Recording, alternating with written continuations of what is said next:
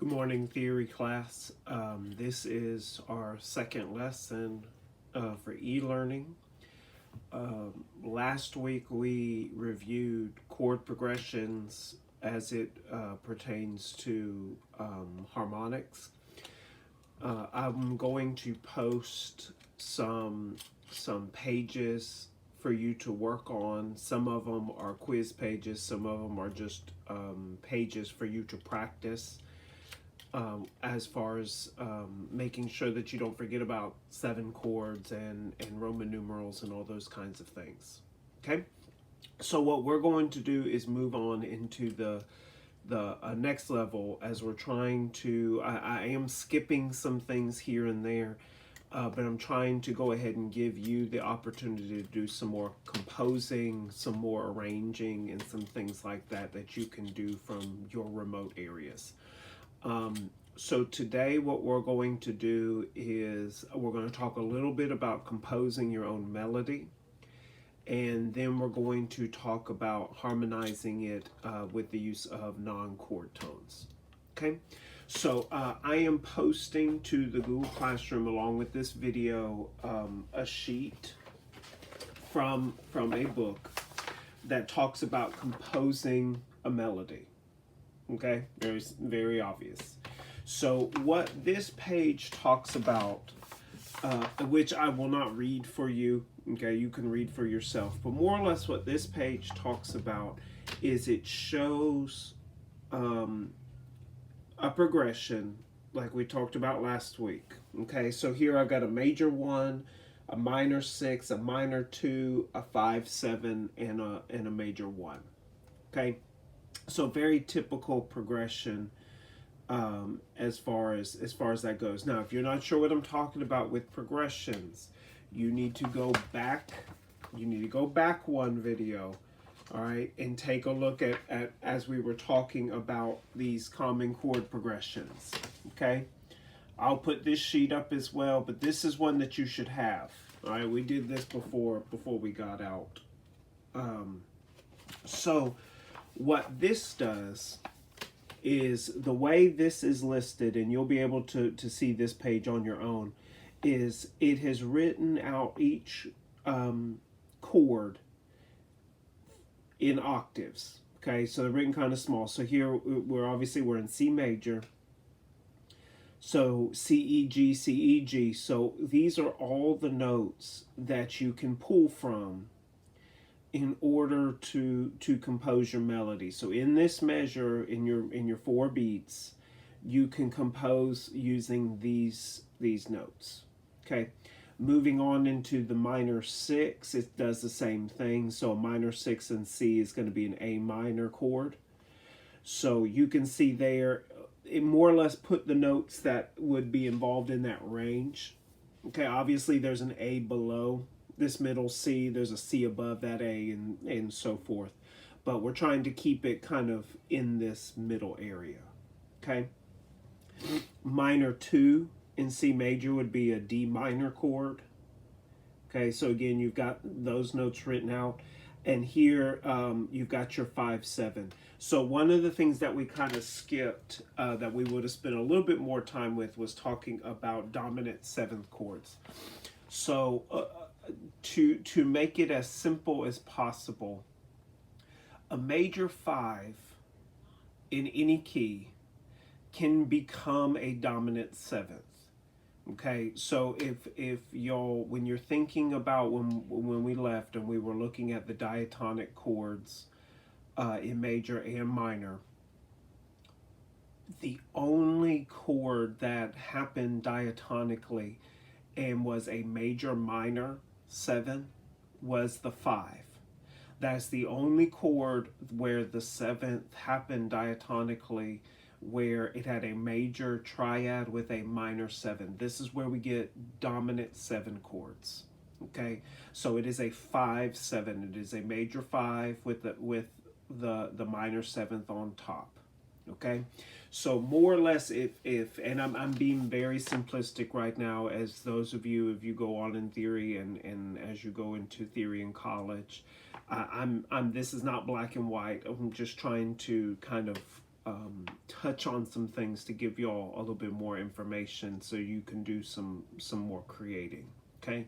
But if you, for right now, just think of a 5 chord. Any 5 chord can become a dominant 7th chord. Okay, so it's dominant because it's a 5, and it's a 7 because it's a 7, and that gives you that major minor 7. Okay, and then so from the major minor 7, all right, so in C major, that's going to be a G chord. So it's G, B natural, D, with an F natural on top. So the G to the F natural is your minor 7, okay?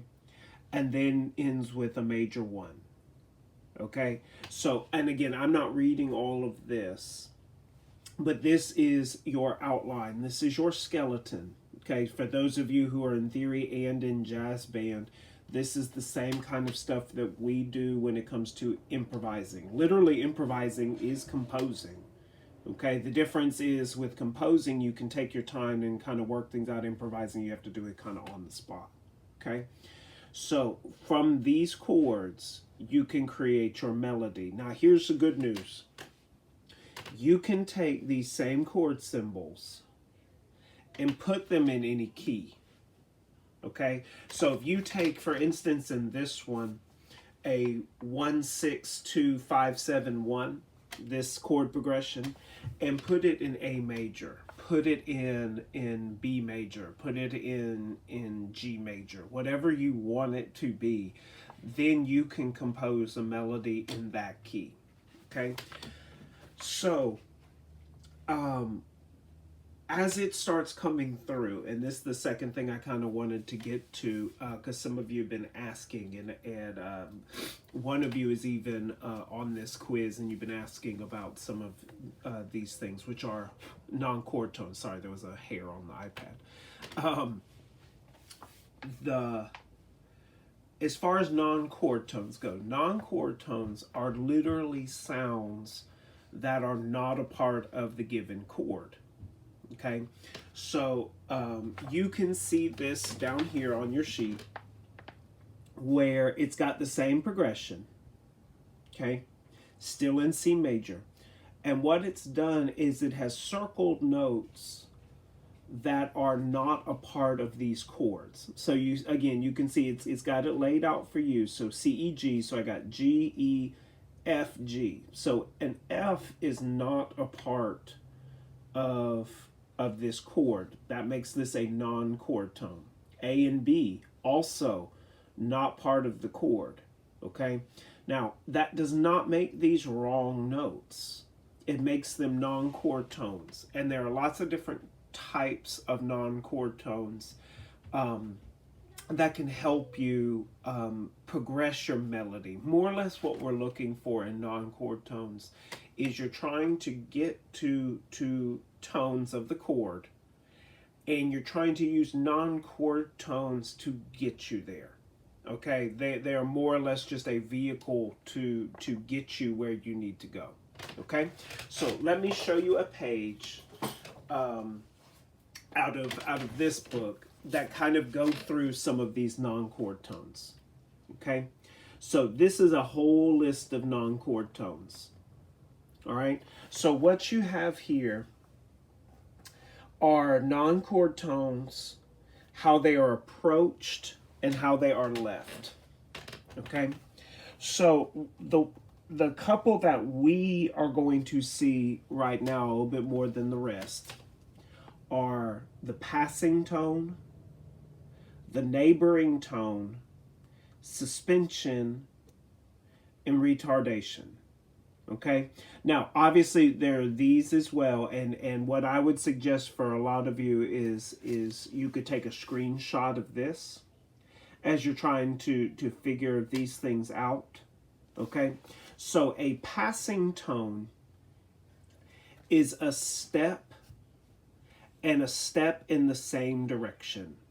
All right, so an example of a passing tone here would be this. Okay, so it's from a step and it's another step in the same direction. Okay, going this way. So this is a passing tone. You are literally, if you want to think about it, is you are passing through this note just to get to here. You're going from a chord tone to a chord tone, and you're using this middle note to pass through. Okay? Second, the neighboring tone. Okay? The neighboring tone moves in the same kind of way as a passing tone, except it goes in the opposite direction. Okay?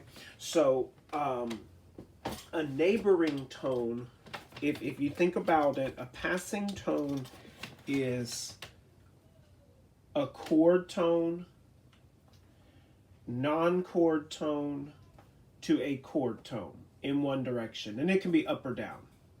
Okay? Passing.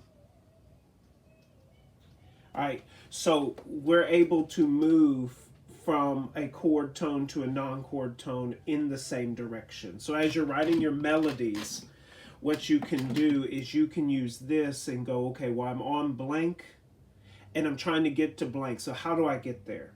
Okay, and one of the things I would mention is a non-chord tone does not necessarily have to be just a quarter note. You can use multiple rhythms in order to do those. Okay, so then as we go to neighboring, okay, neighboring, I'm sorry, that's an N. That looks kind of like a crazy H. Okay, a neighboring non-chord tone is when you're going from a chord tone to a non-chord tone back to a chord tone, and they're going in opposite motion. Okay, so what's happening is you are literally going from here up to a non-chord tone and back, or here down to a non-chord tone. So it's the same idea. You're just going in contrary motion instead of continuing up like you would when you're passing. Okay, so as we're going through non-chord tones, passing ba da dee dee da da, versus neighboring dee do da da dee da, so that you can get more out of your melody using those passing tones. Okay, all right, next one. This is one that we've actually seen in some of the examples that you've been trying to analyze, and it's thrown us off just a little bit. So I want to spend a little bit of time talking about a suspension. Okay, so what a suspension does is, instead of from a step, it is one note and then moving a step down into a chord tone. Okay, so the way I would describe it to you is I am going to put it, I'm going to draw it so you can kind of see what it could look like. So, as I'm drawing my melody, and my melody's, moving in that contour and stuff like that, one of the things that could happen, let's say I'm trying to get to a major one, okay? And for accessibility, we'll just use C major. Okay, so as my melody is moving,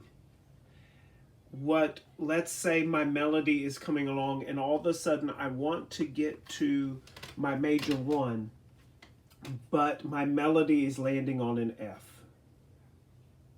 Okay, so I get C, F, G, which is not a chord. But then in the very next chord, all of a sudden I end up with this. So I actually have these two chords right next to each other. Now, this one is fairly easy to figure out. You just look at that when you go, okay, well, it's C, E, G. It's a major one in C major. But what do I classify this as? This is not a chord, okay? I can see, F and C, maybe it's a 4 chord, but the G doesn't make sense. Is it a C chord, but the F doesn't make sense? So this is where you start classifying these as non-chord tones, okay? So my melody is moving forward, and it ends here on this F, the F becomes your non-chord tone. Okay? And what happens is from the same note, then it resolves to a chord tone, and that is a suspension. Okay? Now, that can happen anywhere. All right, this is a fairly common one. This is what would be known as a 4/3 suspension, not to be confused with a seventh inversion. The reason this is a suspension from 4/3 is in the key of C. F is the 4th scale degree, and E is the 3rd scale degree. Okay, another very common one would be a suspension from 9 to 8. Okay, a suspension from 9 to 8, it would literally, it'd be going up to the 2nd scale degree, which would be the 9, and then resolving back to the tonic. Okay, so those are suspensions, and those are the kinds of things you're starting to see a little bit more. For those of you, if you are in symphonic band, the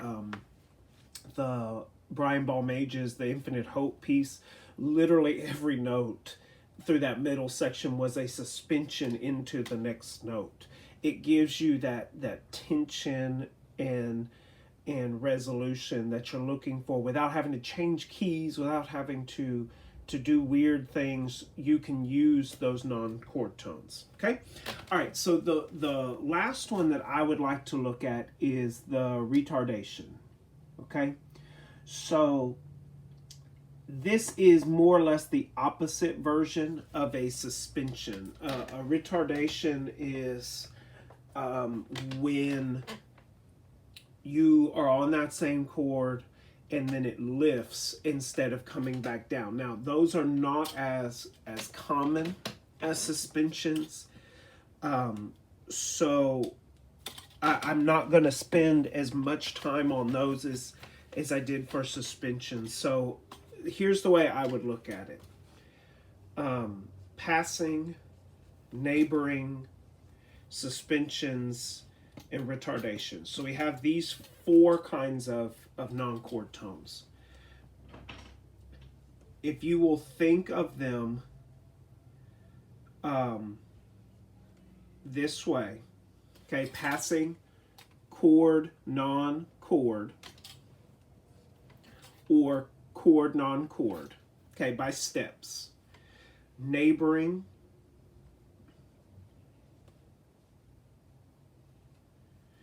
is where you can move up and down. So you have chord, non-chord, or chord, non-chord, okay? Suspension is where you have got a chord to a non-chord, then down to the chord.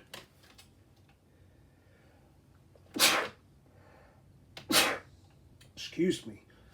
So this is where, these 2 notes are actually the same. Okay? It's just in this version, this is part of the chord, and then it approaches and becomes a non-chord tone before it resolves to a chord tone. Okay? And these 2, even though it says chord and non, these are the same note. This is the suspension. Okay? All right, versus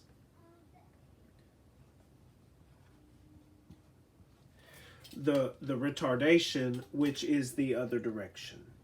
Okay, so you've got the chord tone, which becomes the non-chord tone in the next chord, and then it resolves back up to the chord tone. Okay, so here's a way you can think about it, and I'm going to use the suspension just for a second, and I'm going to put out here some versions. So let's use the C major. So we're trying to end in C major, C, E, G. Okay, so if the chord approaching C major was, let's say, a 7. Okay, so we've got B, D, and F. All right? So here are my two chords. So let's say as I'm moving from this diminished 7 into my major 1, that my melody, I'm looking to connect them in some way. What I can do is I can use this F to approach the 1 so that it resolves into the E. So what can happen is as I'm using this harmonization for a diminished 7, before I go to my 1, the F can carry over into this next chord and it becomes the non-chord tone. So see, it is a chord tone here and it's a non-chord tone here, and then it can resolve to the E, which will give me the actual chord. Okay, so what I more or less am doing is it is suspended in midair. It is suspended to the next chord before it moves to the actual chord tone. Okay, so there are others, and for those of you who are looking to do some things a little bit more advanced, hopefully you can rewind and take a quick screenshot. You got appoggiatura, escape tones, anticipation, pedal points, all these different ways where these non-chord tones can add tension, they can add color, and all these different things as you're trying to compose that melody. Okay, so the second sheet that is going to be on Google Classroom is some examples. Okay, so here are some examples. You've got some progressions with it laid out for you. Okay, you've got another one where the progression's a little bit harder, okay, in a different key. So what this is asking you to do is just write the melody. Okay, write the melody and try to use some non-chord tones. Okay, look to see how, I could resolve from 1 to 4 with a G suspended here into the F. Now, a warning when it comes to all these non-chord tones: you don't literally want every chord to be suspended. Okay. It's kind of like cooking and spices and things like that. Spices are great, but if you use spices all the time, eventually you just get used to them and they're not anything anymore. The other is you can use them too much, and then it gets gross. The other thing, though, on the other side is if you don't lose them, the things become bland and they become boring. So part of what you're trying to do is create things that are interesting. If it's interesting to you, it'll be interesting to someone else. Again, our goal is to not make people go, okay? You're wanting to listen to it and create something that you enjoy, okay?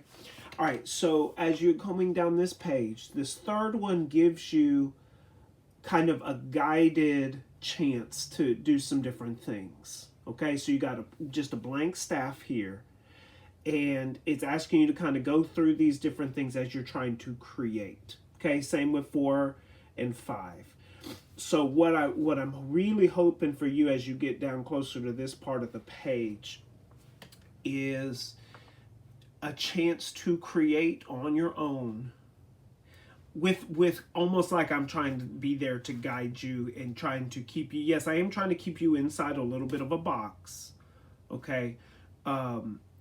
But the idea is trying to create something simple so that it works before you just try to jump in and do all kinds of other things. Okay, so these pages will be on Google Classroom. The other thing I would suggest is a lot of you could probably find staff paper. You can find it on Google. You can use a regular notebook paper like we did in class. Where you can just use those lines. use different kinds of apps. Again, you can use piano apps. You can use different kinds of tuners and things like that if you're trying to listen to something, if you don't have a keyboard nearby. But if you're using keyboards, you can go off of what you want to hear, but be able to explain and be able to understand what it is that you're doing. Okay, so that's where we're going to stop today. That hopefully is getting you to the next spot. The next level, just in case if this is kind of simple for you, for most of you, you know, this is next level, but if this is a little bit easy for you, what I would suggest is taking these same sheets where it's got it listed and you were making those melodies, and start adding chords underneath. Okay, so you've got the progressions there. Okay, you've got the chords. So then what you can do is, you already know what the bass note's going to be. The Roman numeral tells you the bass note. Okay, because it tells you the chord. So then start filling it in, and you can make that alto part and that tenor part, and all of a sudden you're writing, you've got your melody. Then you put in the bass from what you're trying to do on that sheet. Then fill in the middle and try to work it out, but also using the stuff that we talked about in the previous videos. Watching out for parallel fifths, watching out for parallel octaves, making sure that you're not just sitting on one thing. Again, we're trying to make things that are interesting. Okay? So with the theory class, I am treating it with the same time as the band class. So Ms. Green and I are live noon to 3 every day. What I would like is for y'all to jump on if you have a question with something. If you need me to play through something, I do have a keyboard. I can play through some things and let you hear what some things sound like if you're not sure what something sounds like. The other thing that I would encourage you to do is, if this stuff that we're doing here is just, you're just like, no, I'm not ready for any of that. Within the Google Classroom, you all have the ability to talk to one another. Okay? So, you know, the people who are in the higher levels right now, Nick Reyes, Madeline Weekly, Taylor Hubbard, Glenn Green, Sherrod, Quinnell, Kitsia, you know, we're in these, and I'm sorry if I forgot, Tori, and I apologize if I'm forgetting anybody off the top of my head, but y'all know, you know, it's been these different group leaders. Okay, reach out. Do not be afraid to write a comment on Google Classroom and go, hey, I'm having trouble with blank. Can someone help me? Okay, I will. But if you don't, if you feel more comfortable asking somebody else, we are all there. Okay, that way we can be creating, share, Seth, sorry, Seth. Share these things with one another. Okay, hey, do you like how this sounds? Oh yeah, it's okay, but I think it'd be better if you tried to. Y'all, this is the time. Okay, this is the time you can be sharing these things, creating these things, and making your own stuff. Okay. So if you have any questions, we're live from 12 to 3 every day. You can post on Google Classroom, or you can send me an email, kbrandenburg@jeffcoed.com. All right. Good luck, and I look forward to hearing some of the things that you make.